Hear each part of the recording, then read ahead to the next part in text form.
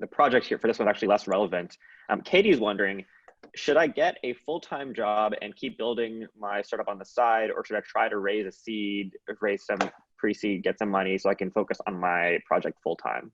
The real reason we have companies like the recently filed for IPO DoorDash, Airbnb, Stripe, literally all of these, Elon is a bit of an exception here, maybe Zip too, is because the cost of building software is, really cheap, which allows people to quit college, quit jobs, and still kind of do something on the side that generates interest for an investment.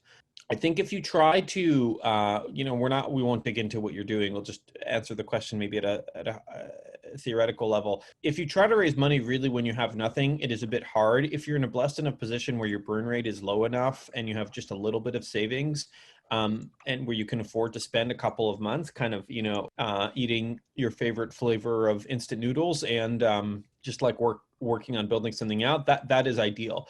We've seen a lot of people, I think, that try to have the fractal attention span. I'll work on this on the weekend and the weekday will be for work.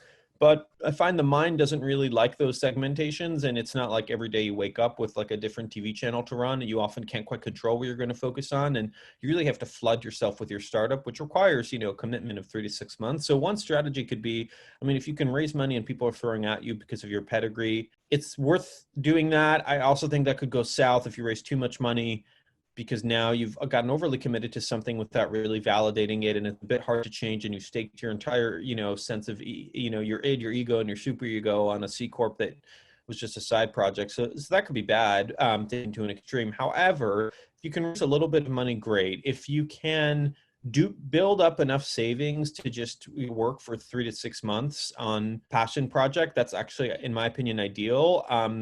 And if you burn through it, and I know it's a bit fearful to like burn through money and not save it, but it would be the better education than I think pretty much anything else you can get for just how to run a business. And I think you'd be much more attractive to rehire, given that you've had that in your resume. So that's kind of how I would think about it. Almost regardless of what you're doing. There's one final caveat, which is, the ACE, which is people will say, gosh, but I can't just do some software or some, machine learning. I need to be,